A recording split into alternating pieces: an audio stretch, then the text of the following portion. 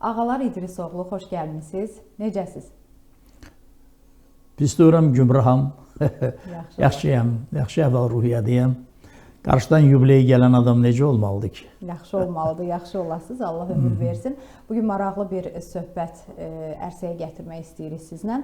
İlk öncə başlayaq. Sumqayıt Dövlət Dram Teatrında çox aktyor kimi maraqlı rollarınız olub və bundan sonra, bu dönəmdən sonra siz rejissorluğa keçid aldınız. Yəni bu necə baş verdi? Bu həvəs hardan yarandı sizdə?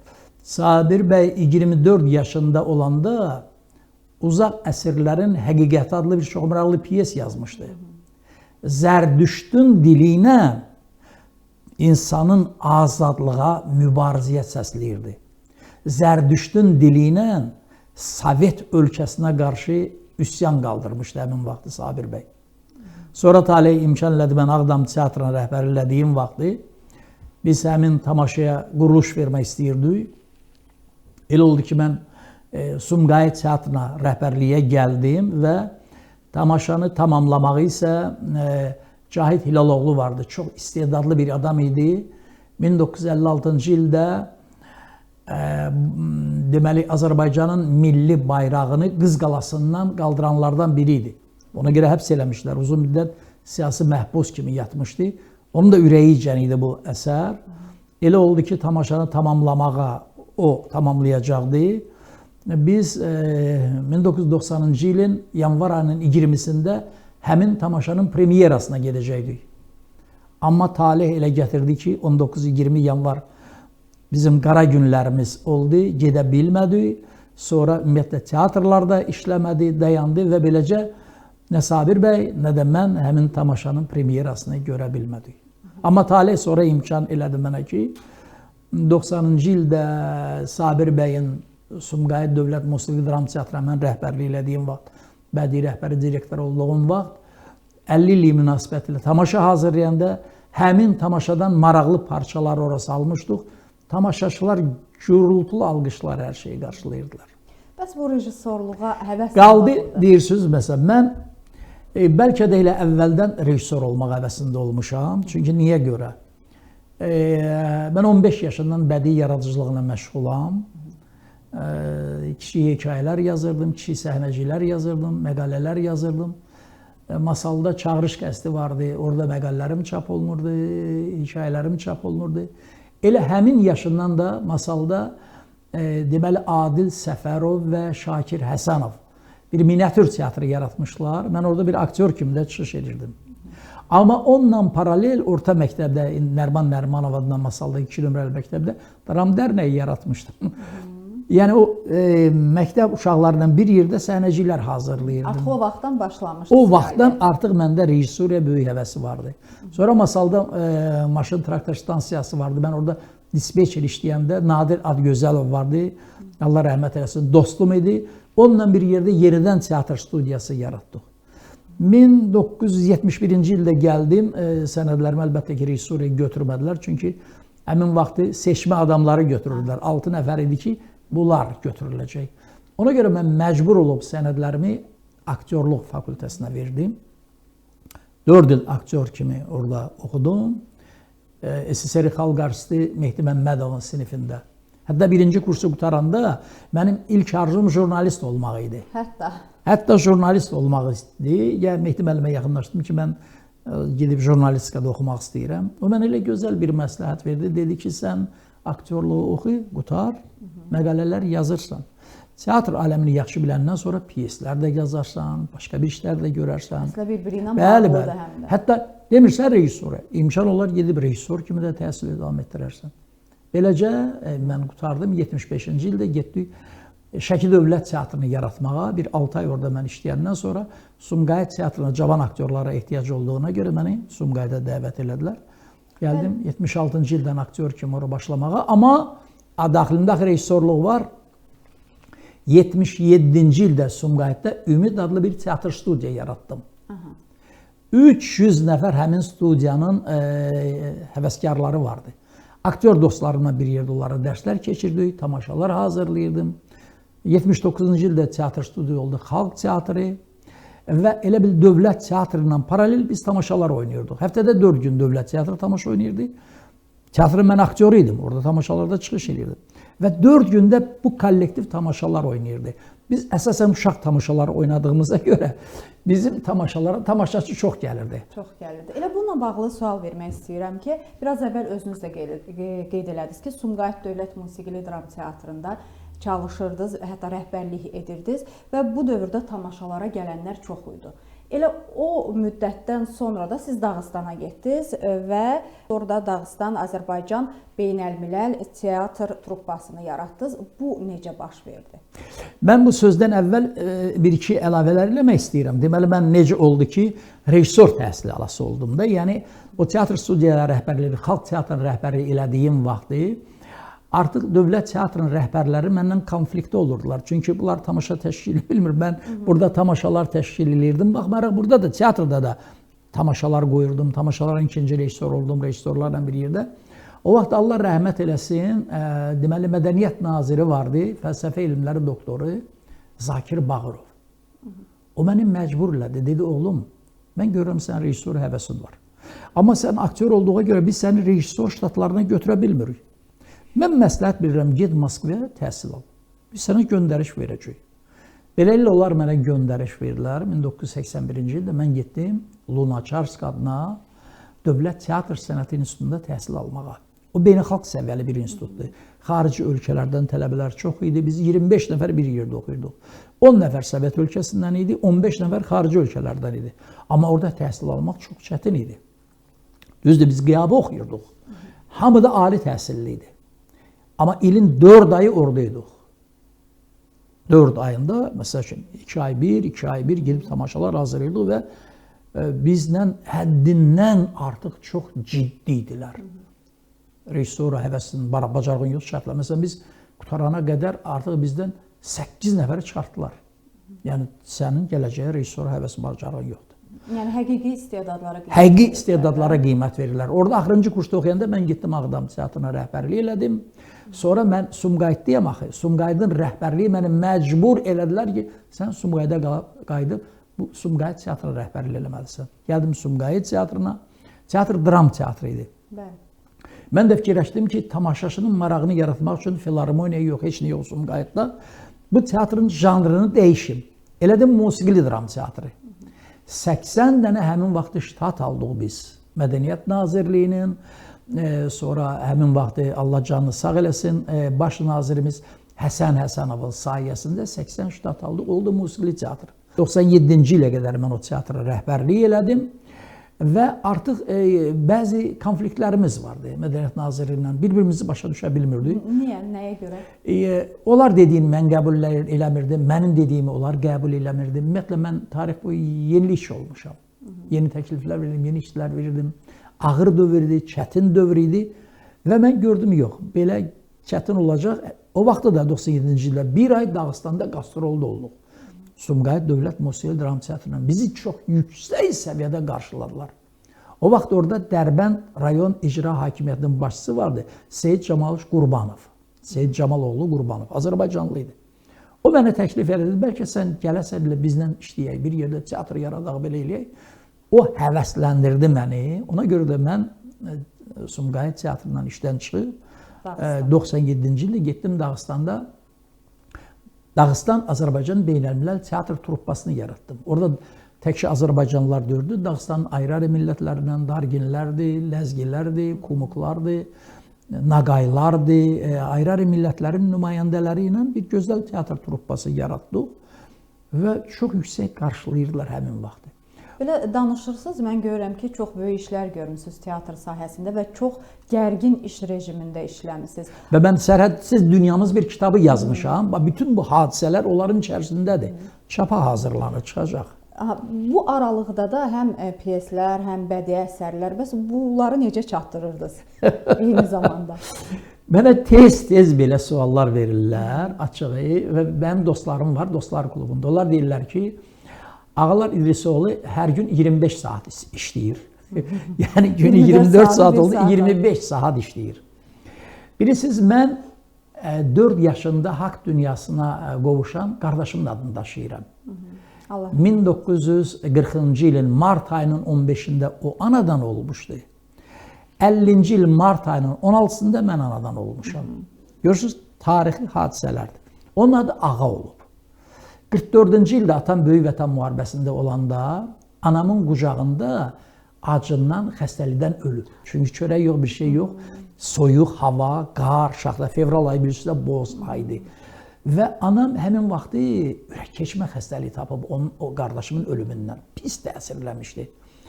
Mənim anamın müqəddəs nağılı hekayəm var, 70-ci ilin əvvəllərində yazmışam.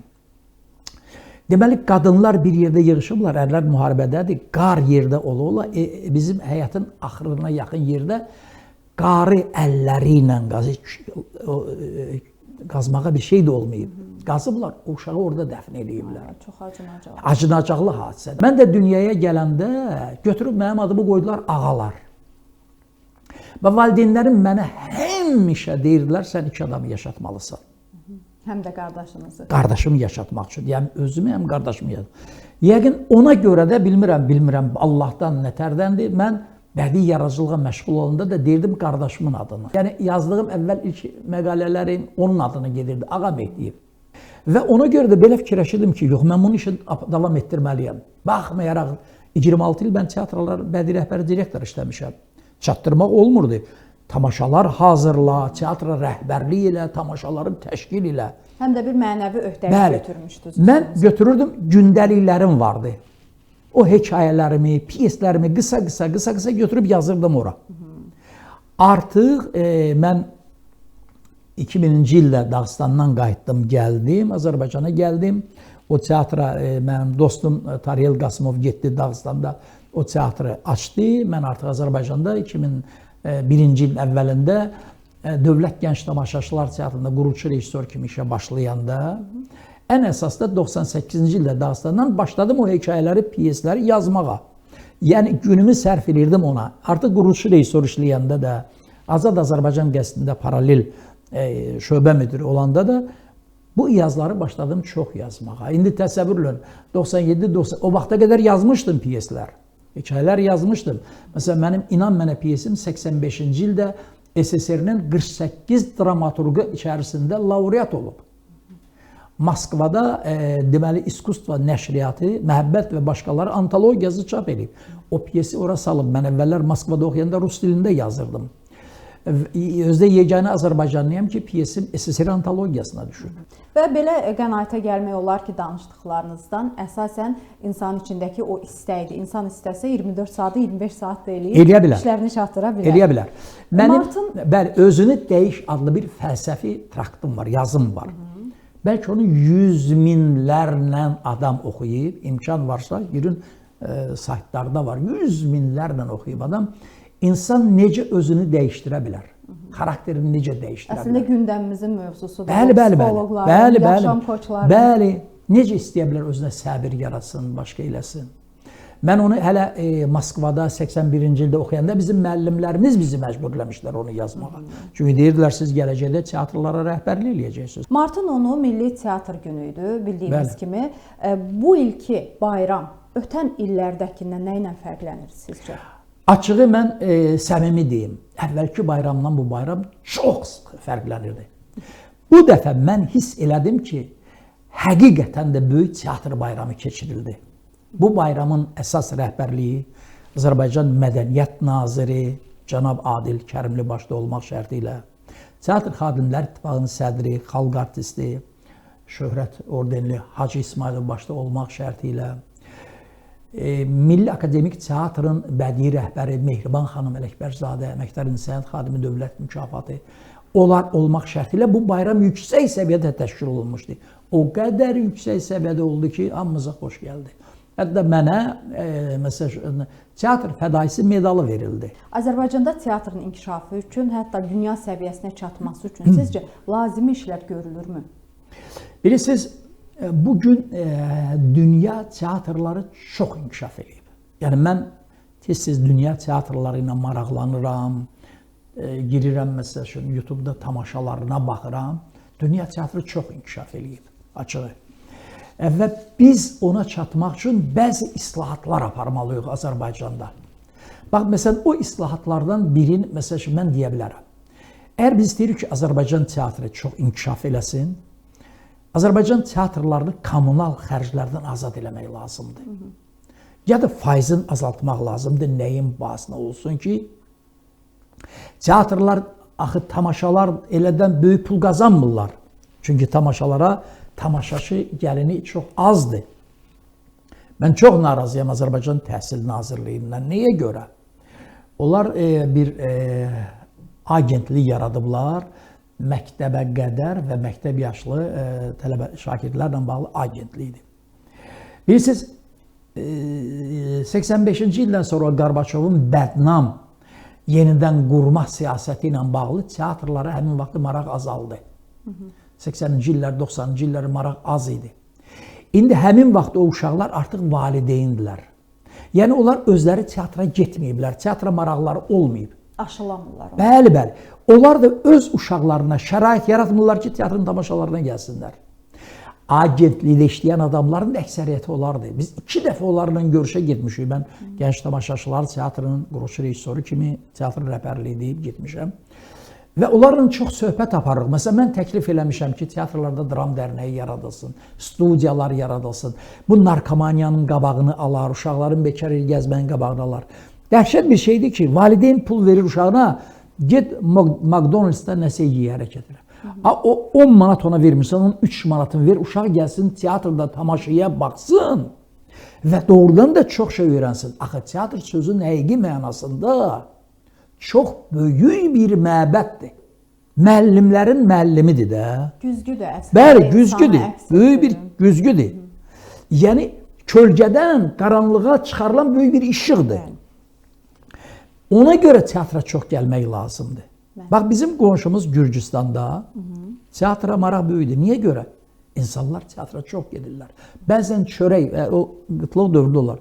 Çörək tapmağa pul tapmayan adamlar zalda soyuq olanda palto ilə gedirdilər, otururdular. Robert Sturo var, dünya şöhrətli rejissor. O mənə danışır. Deyirdi ki, bizdə adamlar palto ilə gəlib otururdular, tamaşaya baxırdılar. Mənəvi qidadır. Bugün teatr işçiləri çox cüzi maaş alır, elə deyirmi? O cüzi əmək haqqı ilə onlar neyniyə bilər? İndi təsəvvür edin, aktyor səhnədə məşq eləyir. Elədir.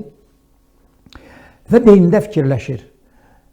Ayın axırında mən kiraya pulunu verməliyəm.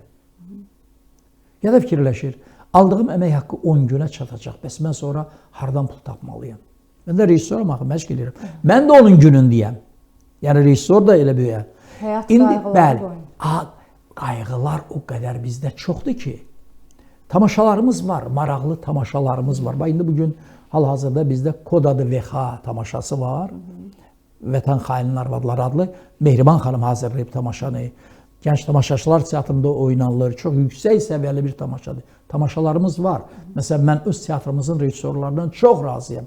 Yüksək səviyyədə tamaşalar hazırlayırlar.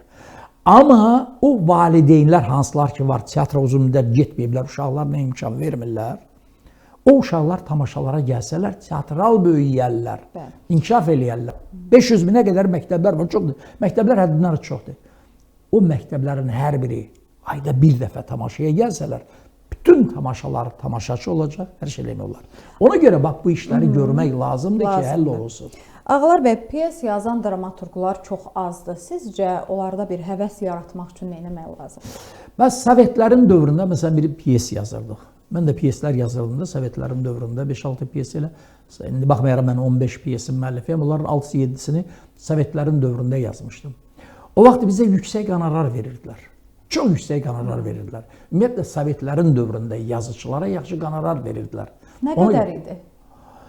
Mən deyim, məsələn, inan mənə piyesim, mənim piyesim, o vaxt Moskva almışdı həmin piyesi, mənə böyük bir miqdarda pul vermişlər. Üstəlik, həmin piyes İskustva nəşriyyatında çap olunurdu. Onlar da ayrıca pul vermişlər. İndi mən Moskvaya gedirəm, gəlirəm, ailəmdə körlük çəkir axı.